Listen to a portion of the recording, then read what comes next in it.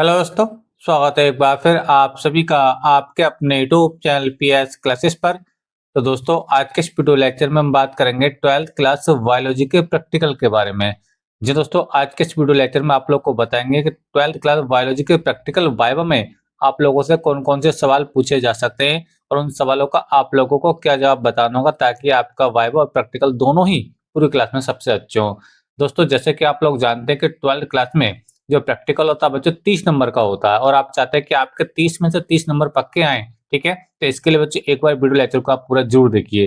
देखिए, आज के इस वीडियो लेक्चर में आप लोगों को मैं बहुत सारे सवाल आपको बताने वाला हूँ आंसर के साथ, जो आपसे प्रैक्टिकल वाइवा में आपसे एग्जाम द्वारा पूछे जाएँगे। तो चलिए स्टार्ट करते हैं। तो देखिए, पहला क्वेश्चन देखिए आपकी स्क्रीन पर है। क्वेश्चन है 2 आभासी फलों के नाम बताइए। देखिए, आभासी फलों को बच्चों हम कूट फल के नाम से भी जानते हैं और आपसे ऐसे पूछा है कि 2 कूट फलों के नाम बताइए, तभी आप समझ जाना कि हाँ, आभासी फलों की ही बात चल रही है, ठीक है? समझ में आ रहा है आप लोग को मेरी बात? अब देखिए, ये आभासी फल होते क्या हैं, पहले ये बता देता हूँ मैं, ठीक है?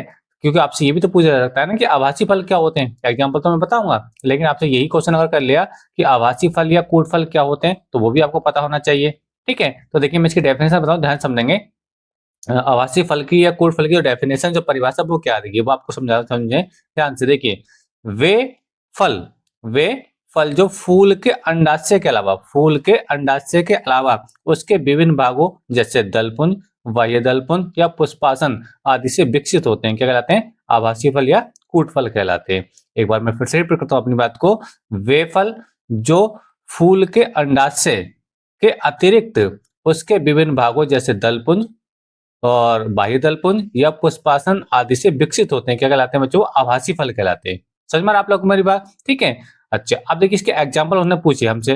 2 एग्जाम्पल बताइए, 2 उदाहरण बताइए, ठीक है? तो 2 नाम मैं आपको बता रहा हूँ। देखिए, पहला आप बताएंगे यहाँ पे सेब, जो एप्पल होता है, ठीक है?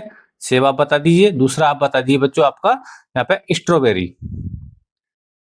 स्ट्रॉबेरी बच्चों वो क्या है? वो भी एक कूट फल है, ठीक है? ये फिर आप बच्चों आप अनानास बता दीजिए। अनानास भी बच्चों क्या है? अनानास भी बच्चों एक क्या है? आभासी फल है, यानी कूट फल है, ठीक है? आप नाशपाती भी बता दीजिए, ठीक है? इस सारे के सारे जो एग्जाम्पल मैं आप लोग को बता रहा हूँ, सबके यहाँ बच्चों ये आभासी फल है, यानी कूट फल है, ठीक है? और इनको हम असत्य फल भी कहते हैं। True true sorry false fruit के नाम से भी इनको जाना जाता है, ठीक है? समझ में आ रहा है आप लोग को मेरी बात?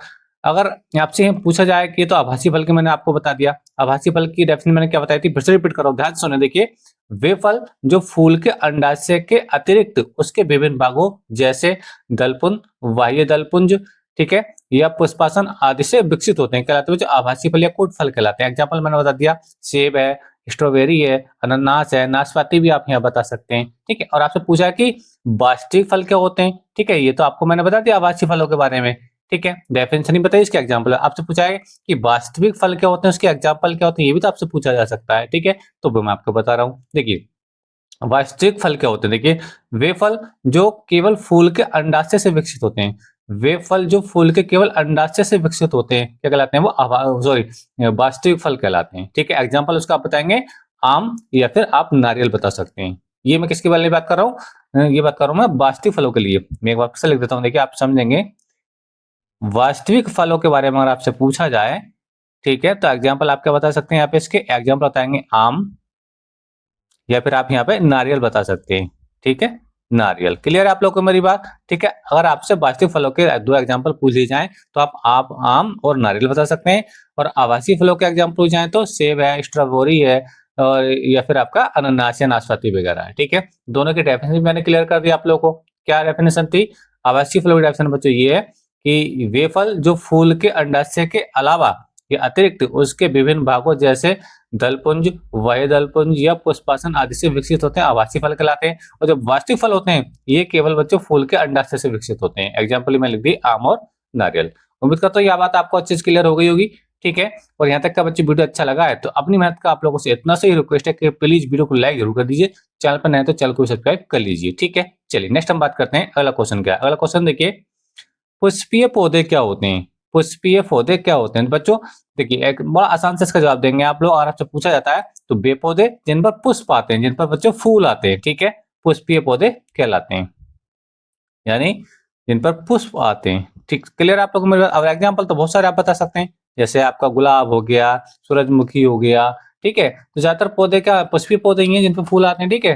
तो पुष्पीय पौधे बच्चों क्या होते हैं, वे पौधे जिन पर क्या होते हैं, पुष्प आते हैं, फूल आते हैं, कहलाते हैं बच्चों वो पुष्पीय पौधे कहलाते हैं, ठीक है। समझ में आ रहा है? चलिए अगला बात करते हैं। देखिए अगला क्वेश्चन आपसे पूछा जा सकता है, मानव हृदय के कितने चैम्बर होते हैं? मानव हृदय के कितने चैम्बर मतलब कितने ब्लॉकों में मानव हृदय जो बटा हुआ होता है, ठीक है। तो बच्चों इसके 4 चैम्बर होते हैं। कितने चैम्बर होते हैं?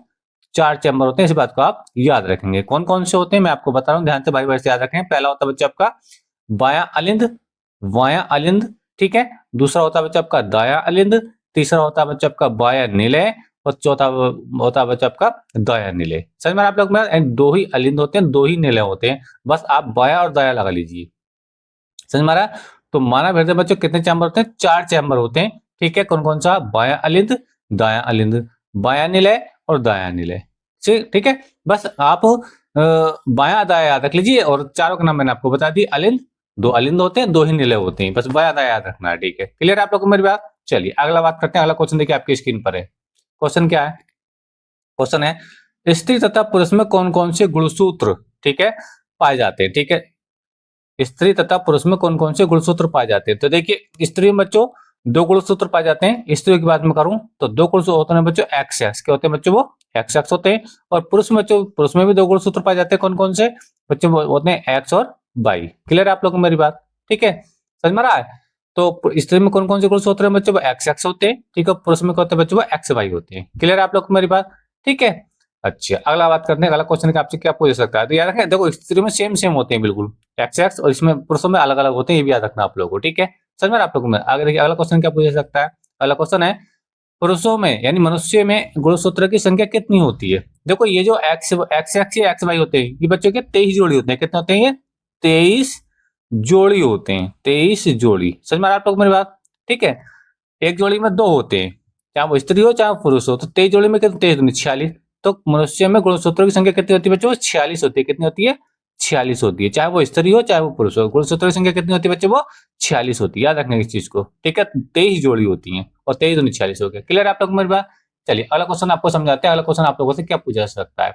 अगला क्वेश्चन है देखिए, कोशिका किसे कहते हैं? कोशिका यानी सेल किसे कहते हैं? ठीक है, बहुत ज्यादा पूछा जाता है ये क्वेश्चन। तो आप क्या बताएंगे? कोशिका में जीवित जीवों यानी जो सजीव होते हैं, ठीक है, जिसके अंदर जान होती है, सांस ले सकते हैं, ठीक है। समझ में आ रहा है?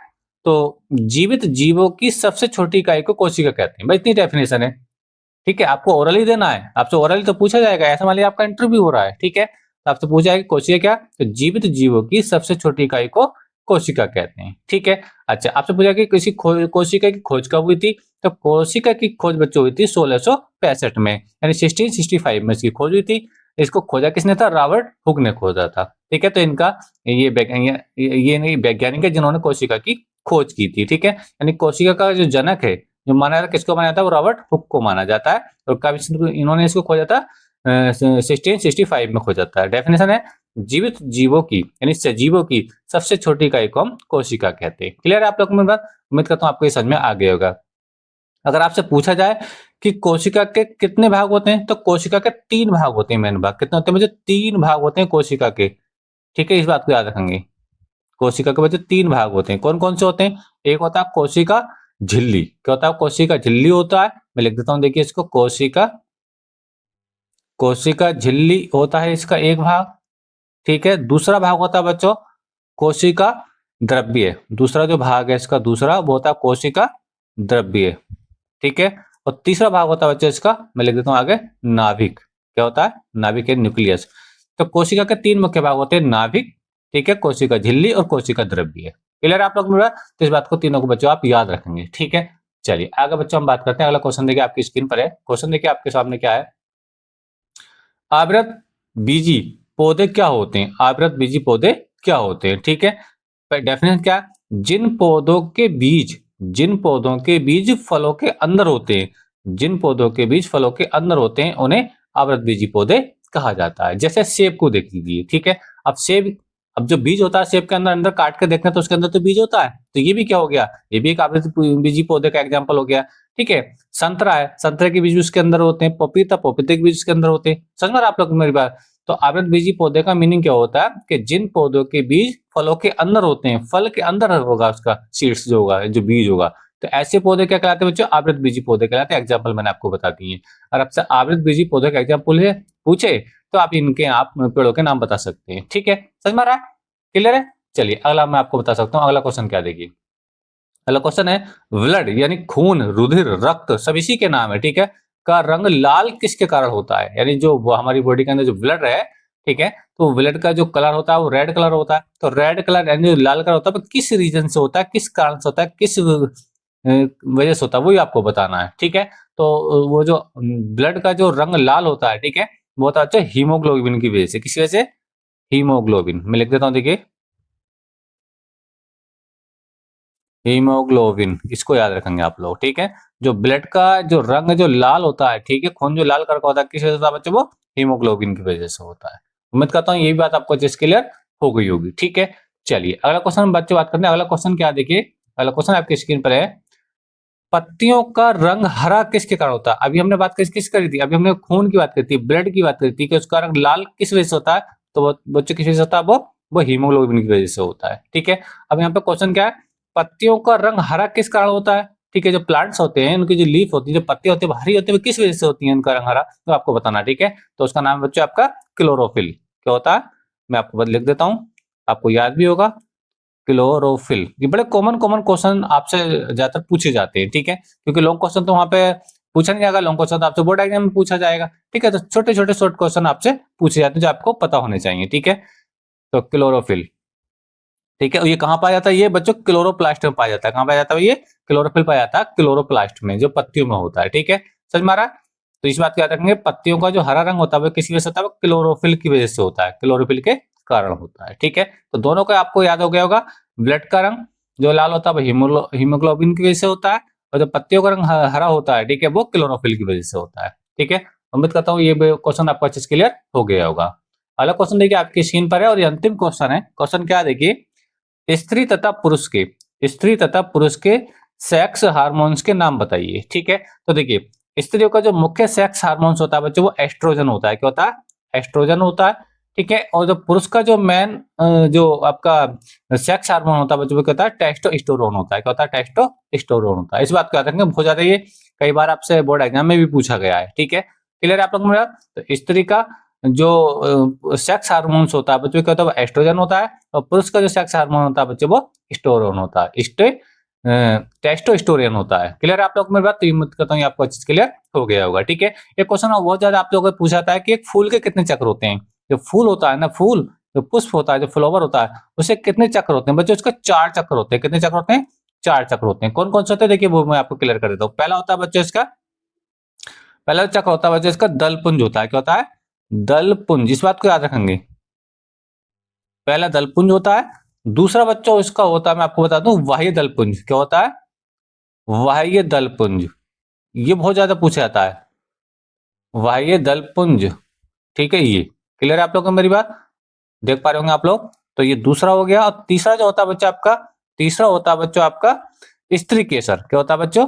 स्त्री केसर, स्त्री केसर। ठीक है, जिसे हम जयांग के नाम से जानते हैं, जयांग इसको कहते हैं। ठीक है, ठीक है, और चौथा जो होता है बच्चों वो होता है आपका पुंकेसर। क्या होता है?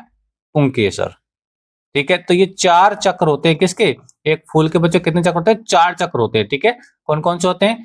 पहला होता है बच्चों आपका दलपुंज, दूसरा होता है वायु दलपुंज, तीसरा होता है स्त्री केसर, चौथा होता है बच्चों पुंकेसर। जिसमें स्त्री केसर जो होता है ये बच्चों मादा जनानंग होता है। ये जो स्त्री केसर होता है ना, स्त्री केसर, ये होता है बच्चों मादा, मादा जननांग होता है, ये मादा यानी फीमेल। ठीक है, और ये जो पुंकेसर होता है बच्चों ये नर जननांग होता है, नर जनन अंग। क्लियर है आप लोग को? इस बात को भी याद रखेंगे कि पुष्प के अंदर कितने चक्र होते हैं? 4 चक्र होते हैं, दलपुंज, वय दलपुंज, स्त्री केसर और पुंकेसर। जिसमें पुंकेसर जो होता है बच्चों ये नर जननांग होता है पुष्प का, और स्त्री केसर बच्चों ये मादा जननांग होता है। ठीक है, तो इस बात को भी आप याद रखेंगे। उम्मीद करता हूँ ये बात आपको अच्छे से क्लियर हो गई होगी। ठीक है, तो दोस्तों यही वो क्वेश्चन थे जो आप लोगों से बायोलॉजी के प्रैक्टिकल के बारे में बहुत ज्यादा एग्जाम द्वारा पूछे जाते हैं। तो उम्मीद करता हूँ सारे क्वेश्चन आपको अच्छे से क्लियर हो गए होंगे। मैंने आंसर के साथ आपको समझाया है। वीडियो अच्छा लगा है तो अपनी मेहनत का आप लोगों से इतना से रिक्वेस्ट है कि प्लीज वीडियो को लाइक जरूर कर दीजिए। चैनल पर नए तो चैनल को सब्सक्राइब कर लीजिए। मिलेंगे नेक्स्ट वीडियो में किसी नए टॉपिक के साथ, तब तक के लिए धन्यवाद। Best of luck. जय हिंद, जय भारत।